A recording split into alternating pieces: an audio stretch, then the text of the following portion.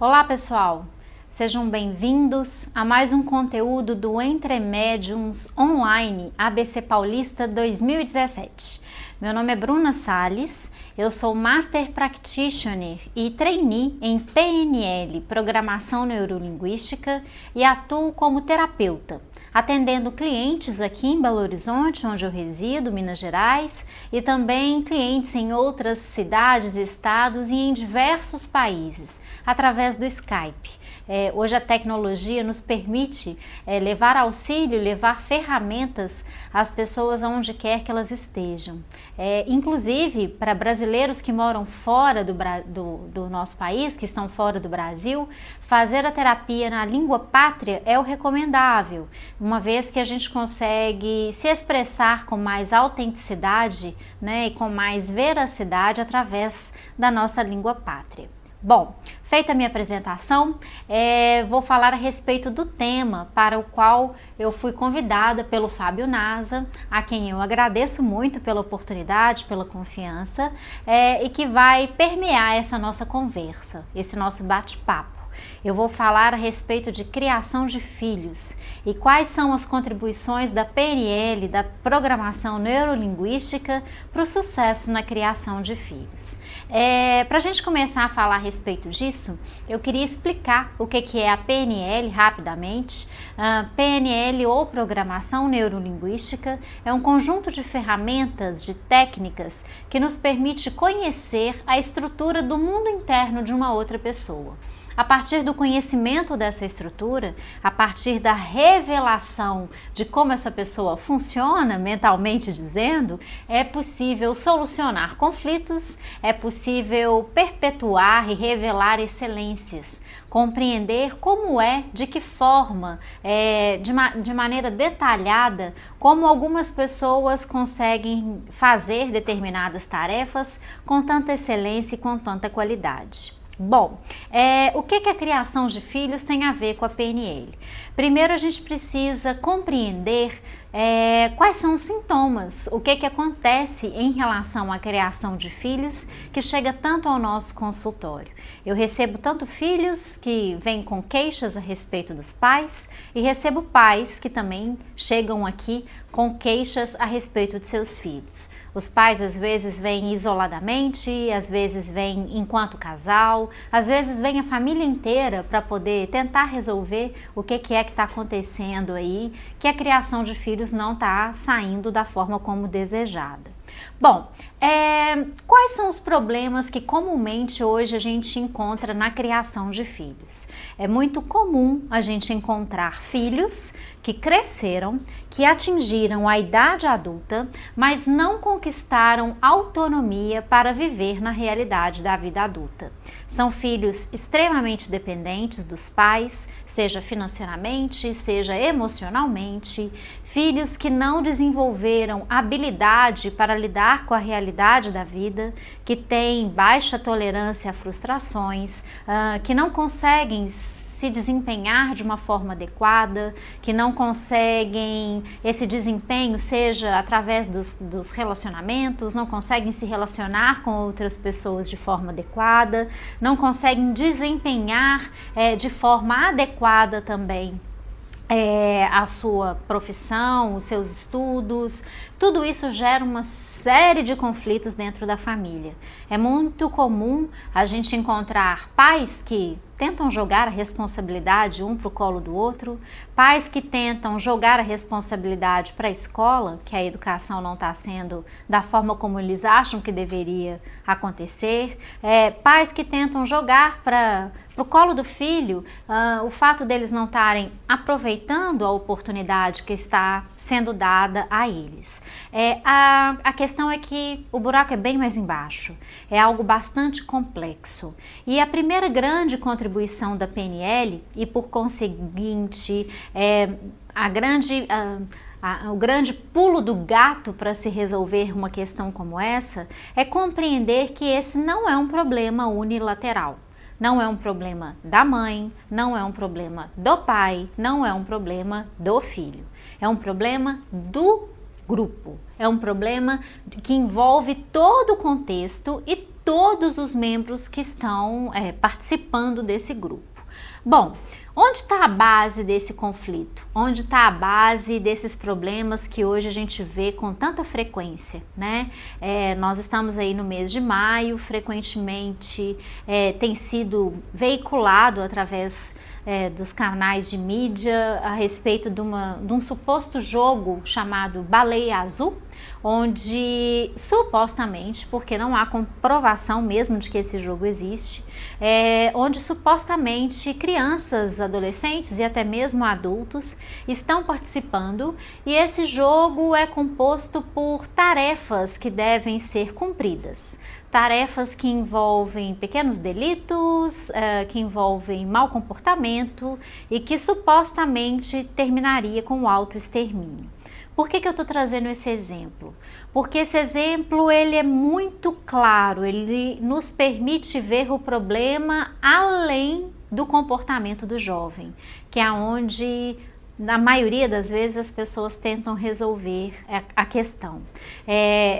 A gente percebe pais proibindo filhos de utilizarem a internet, de usarem os celulares, a gente vê pais se sentindo extremamente culpados porque não conseguem acompanhar tudo aquilo que os filhos fazem, como se isso fosse possível, como se a gente tivesse como monitorar 24 horas por dia tudo aquilo que tudo aquilo que o filho faz, como se fosse possível colocar esse filho numa redoma de proteção e protegê-lo de todo e qualquer problema que acontece no mundo. Esse caminho é o caminho mais ineficaz. Esse é um caminho onde a criação está baseada na dependência, onde a criação está baseada na inabilidade dos pais de concederem aos filhos habilidades para enfrentarem as dificuldades e os perigos da vida adulta, de tudo que está acontecendo à nossa volta. Bom, de que forma que acontece isso? De que forma que essa dependência ocorre? A gente, para falar disso, precisa falar de uma coisa chamada propósito. Já pararam para pensar para que é que a gente se organiza em famílias? Qual que é o propósito da existência de uma família? Para que uma família existe? A família é um contexto, ou seja, um tempo e um lugar onde pessoas de idades menores, né, crianças e adolescentes, são preparados com recursos para crescerem e se tornarem adultos autônomos, adultos autênticos e independentes. É para isso que uma família serve. O que a gente vê hoje em dia está muito desalinhado, em grande parte das vezes, com esse propósito. Esse propósito se perdeu de alguma forma. E esse propósito se perde a partir do momento em que pais, mães, filhos, avós que muitas vezes interferem na criação de filhos, outros membros da família que acabam interferindo nisso, a partir do momento em que os papéis de cada um dentro da família são esquecidos, são desconsiderados ou muitas vezes são distorcidos. Como é que isso acontece? a gente vê que hoje a família, seja ela uma família homossexual, heterossexual, com todas as possibilidades de constituição, os indivíduos trabalham, as mulheres estão no mercado de trabalho, os pais trabalham, os filhos têm N atividades. Então, por diversas vezes, o que a gente percebe são pais com um sentimento de culpa enorme por não terem tempo para seus filhos. Ao mesmo tempo em que, se eles tiverem tempo para os filhos, eles vão se sentir culpados por não darem todos os recursos financeiros para esses filhos. O que a gente percebe hoje, o que aparece no consultório, é um conflito muito grande. E esse conflito não é só em relação ao tempo. Esse conflito envolve também um conhecimento e uma percepção um tanto quanto distorcida do que seja amor. Amar não necessariamente significa dizer sim o tempo inteiro. Amar não significa agradar o tempo inteiro. Amar não significa não discordar da outra pessoa. Amar não significa não colocar limites nas nossas relações.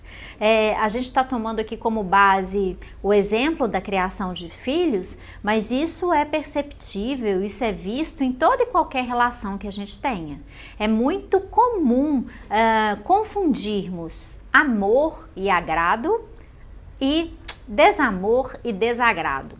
É muito comum percebermos pais, filhos, avós, professores, enfim, todos que participam da vida do indivíduo, optando por caminhos mais fáceis e menos conflituosos, porque percebem ou porque compreendem ou porque têm uma crença de que conversar a respeito dessas coisas é algo errado, de que discordar do outro é algo errado.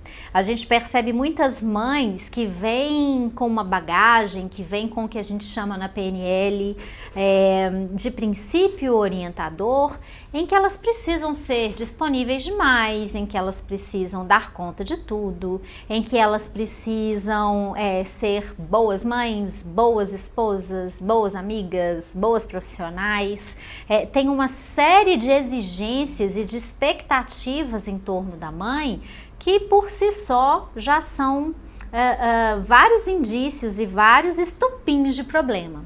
Eu tô falando da mãe, mas não é só com a mãe que isso acontece. Nós mulheres de fato acumulamos papéis, acumulamos funções e essas funções elas geram conflito entre elas, simplesmente porque não é possível atender a todas essas expectativas de uma maneira tão absoluta como muitas vezes é pretendido por essas mães.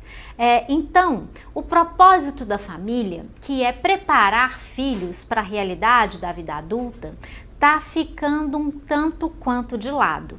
O que a gente vê são pais querendo atender a todas as necessidades dos filhos, sejam essas necessidades financeiras, emocionais, de disponibilidade. O que a gente vê são pais sendo mais competentes que seus filhos para coisas que são dos filhos.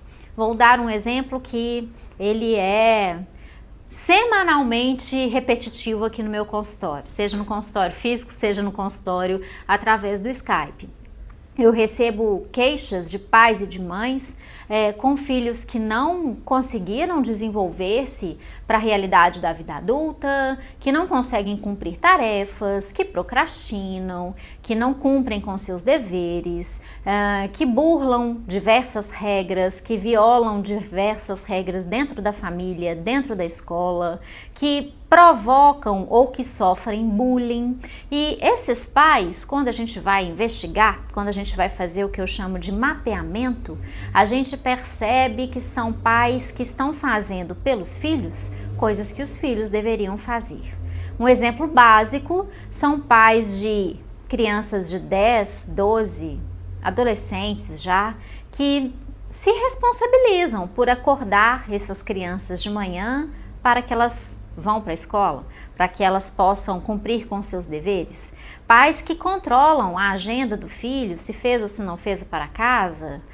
Eu não estou dizendo de uma criança de 3, 4 anos de idade que precisa de uma orientação. A partir do momento em que o indivíduo já é capaz de fazer isso por si só, outra pessoa não deveria fazer no lugar dele. E quando isso é revelado para o pai, ou para a mãe, ou para quem quer que seja o tutor dessa criança ou desse adolescente, o que a gente vê são indivíduos extremamente culpados que fazem essas pequenas atividades do tipo, eu vou lá e acordo meu filho todo dia de manhã porque eu amo muito meu filho, sendo que na verdade isso não é uma demonstração de amor. Muitas vezes o que está por trás disso é uma culpa. Eu não tenho tempo para ficar com meu filho, eu trabalho demais, eu já não acompanho tal e tal atividade na escola, então eu vou acordá-lo todo dia de manhã.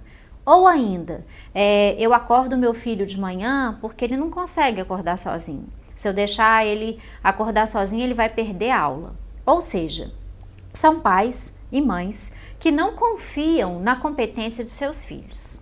Aqui eu quero fazer um parênteses. O que significa confiar na competência? Muitas vezes, quando eu coloco isso para os pais, de que eles precisam confiar na competência de seus filhos, a resposta que eu mais ouço é: mas Bruna, se eu não o acordar, ele vai perder a aula. Ele não vai levantar, ele não vai se comprometer com aquele compromisso dele. É aí que entra o alinhamento de propósito. É aí que entra a necessidade de todos os membros estarem alinhados com o propósito da família. Se um filho já tem capacidade de mexer no celular, e eles fazem isso muito bem, né? Se um filho já tem habilidade suficiente para coisas eletrônicas, para tantas outras tarefas e atividades, ele também é capaz de colocar um despertador para tocar. Enquanto os pais estiverem fazendo pelos filhos as tarefas que dizem respeito aos filhos, os filhos não vão fazer essas tarefas. Quando eu falo confiança em competência, não significa que confiar na competência seja esperar que ele já faça certo desde a primeira vez. Não é isso. É confiar que o seu filho vai ter dentro dele habilidades, recursos para aprender a lidar com essa responsabilidade que é dele. Pode ser que no primeiro dia ele não cumpra com essa tarefa. Pode ser que no segundo dia ele também esqueça. Eu duvido que ele vai esquecer por uma terceira vez se ele se encarregar das consequências desse ato dele. O que a gente vê muitas vezes são pais que começam a fazer esse processo, não acordam no primeiro dia, não acordam no segundo dia, o filho, e aí no terceiro dia, ao invés de chamá-lo para uma conversa e falar: olha, eu não sou mais responsável por acordar você de manhã. Se você não acordar, você pode ser reprovado por falta de frequência na escola, né? Como é que você vai fazer para poder lidar com isso? Essa conversa não acontece e os pais retomam a atividade de acordar esses filhos de manhã. É um exemplo simples, mas que você pode aí aplicar na realidade da sua vida, você que é filho, você que é pai, você que é mãe, e pensar o quão nós estamos sendo muitas vezes mais competentes que os nossos filhos para coisas que são dos nossos filhos. Eu vejo pais acompanhando se fez o para casa, se não fez o para casa, de meninos de 12 anos, de 13 anos, de 14 anos. Ou seja, a partir do momento que uma criança tem capacidade de fazer um homework, um para casa, ela também já tem habilidade para compreender que esse para casa precisa ser entregue no dia seguinte. Toda uma educação baseada em dependência, baseada em filhos que não têm autonomia para lidar com as consequências de seus próprios atos, é o pior tipo de educação que a gente pode dar.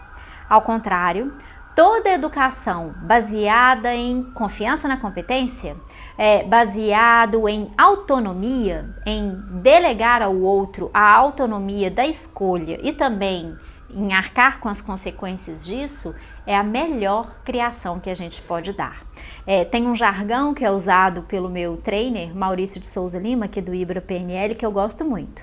Ele diz: pais ótimos, filhos péssimos. Pais péssimos, filhos ótimos. É preciso repensar muito quais são os reais, os verdadeiros papéis dos pais e quais são os reais e verdadeiros papéis dos filhos. Hoje isso está tudo muito embolado, hoje isso está tudo muito distorcido. São pais que não sabem lidar com seu sentimento de culpa, não sabem lidar com o medo que sentem de não estarem dando o melhor tipo de educação, que não sabem lidar com as críticas e com os questionamentos dos filhos. São filhos que perdem o referencial, o pai age de um jeito, a mãe age de um outro jeito. Para piorar a situação, tem uma avó que interfere e não valida o jeito da mãe ou do pai de lidar com esse filho. Então, consertar isso, né, trazer novas soluções que vão propiciar uma criação de filhos de mais sucesso, que é o tema central aqui do Entre Médiuns, está baseado numa revisão bem mais complexa do que simplesmente tentar resolver o comportamento do filho. Na PNL a gente fala que a solução disso é de um nível lógico mais alto. O que significa isso? Não é no nível do comportamento que esse problema está instaurado. É no nível da missão, é no nível do propósito, de para que uma família está junto. Bom, como é que a gente resolve isso? Os pais precisam refletir e reaprender e reavaliar, né? E readaptar, readequar qual é o propósito deles enquanto pais, para que eles são pais, né? Quais são as funções que muitas vezes estão distorcidas, funções que seriam baseadas em oferecer os recursos necessários. Hoje em dia a gente vê pais munindo filhos de recursos muito além do necessário. E eu não estou dizendo apenas de recursos financeiros. Como eu citei para vocês, recursos do tipo eu vou te acordar, sendo que você deveria acordar sozinho, isso não contribui para uma boa criação de filhos. Muitas vezes esses pais vão precisar vir para o consultório, eles vão precisar repensar todo o processo que baseou essa crença deles, né, de que eles têm que fazer tudo pelos filhos, rever quais são os seus princípios orientadores.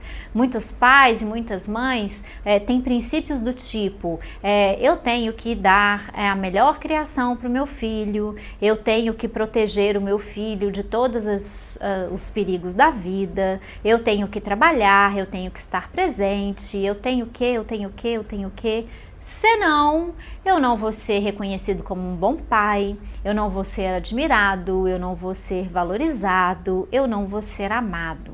Esse tipo de princípio, que a gente chama de princípio orientador, ele precisa ser repensado, ele precisa ser questionado e ele precisa ser adaptado à realidade da vida adulta. É lá na infância que somos cobrados por alto desempenho, né? Que somos cobrados e controlados o tempo inteiro, que devemos nos comportar assim, o assado. Mulheres, então, né? Precisamos ser boazinhas, precisamos não reclamar, precisamos servir, precisamos estar disponíveis. Tudo isso a gente aprende lá atrás. E quando chegamos na realidade da vida adulta, naturalmente deveríamos fazer uma revisão dessas coisas, mas a gente não faz. E tentar viver na realidade da vida adulta com princípios infantis gera esse tipo de problema. Então, vir para um atendimento terapêutico é importantíssimo, rever como você lida com suas próprias emoções. Será que você sabe lidar com seu medo? Será que você sabe lidar com sua culpa? Emoções possuem estrutura, emoções possuem funções. A gente sente e tem um porquê, um para que a gente sente essas coisas todas.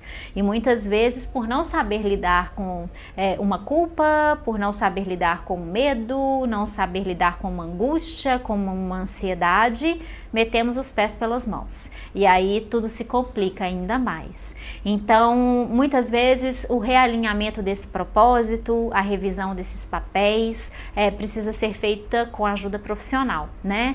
A PNL, ela tem recursos muito eficazes e muito rápidos para a solução desse tipo de problema, porque são recursos pontuais. A gente chama isso de terapia estratégica. Nós vamos lidar com aquele objetivo específico do cliente, sem rodeios, sem floreios, indo direto ao ponto, e as mudanças são percebidas em 2, 3 sessões. Aí o cliente depois tem vontade de trabalhar uma outra coisa, a gente continua trabalhando uma outra coisa, mas fica muito claro desde o início, com o mapeamento, que é uma ferramenta da PNL, aonde está o problema. E eu repito para vocês, o problema não está no comportamento da criança. O problema não está apenas na educação da escola, como se a escola tivesse responsabilidade sobre isso. A função e o papel da escola é outro, e isso também está sendo muito mal observado, está sendo muito distorcido. A escola não tem essa função de fazer o papel dos pais, né? É preciso rever essas coisas todas, é preciso compreender que um problema sistêmico se resolve de maneira sistêmica. Um problema relacional se resolve de maneira relacional. Não é unilateralmente, não é individualmente que essas coisas vão se resolver. Eu poderia dizer muito mais coisas a respeito da criação de filhos, mas eu acho que essas informações já são informações bastante suficientes para uma boa reflexão, né? Como é que você tem gerenciado a criação de seus filhos? Como é que você tem estabelecido a política para se relacionar com seus filhos? Como é que você tem tentado atender às expectativas que as pessoas à sua volta têm a seu respeito? A expectativa que a sua esposa tem a respeito do seu papel de pai, a expectativa que seu filho tem a respeito de você enquanto pai dele, a expectativa que o seu pai, que a sua mãe tem de você, da criação do neto deles, né, do seu filho, a expectativa que você tem com seu chefe no trabalho. Estamos o tempo inteiro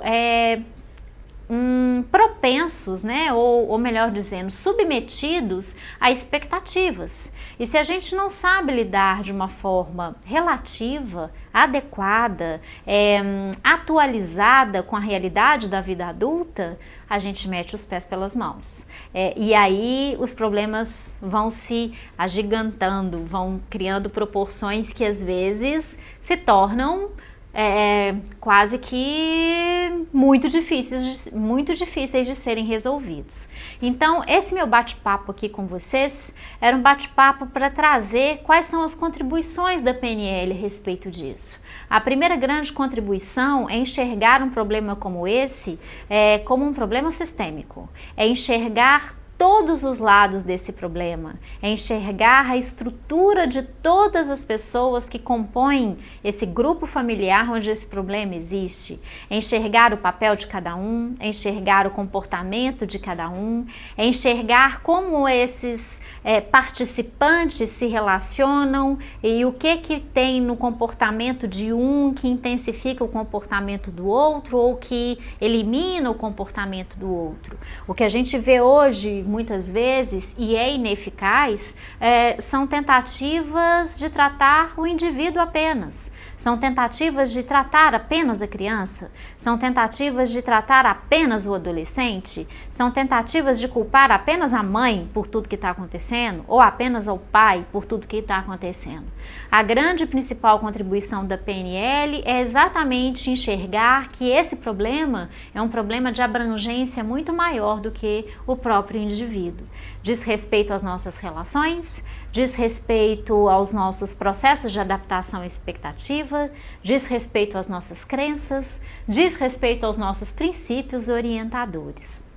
A solução disso precisa ser feita levando tudo isso em consideração. Criar filhos, gente, é a tarefa mais difícil da humanidade. Não é fácil. Então, eu estou dizendo isso porque muitos pais podem estar se sentindo Nossa, o que eu faço diante de tanta coisa? É difícil sim, mas as soluções existem.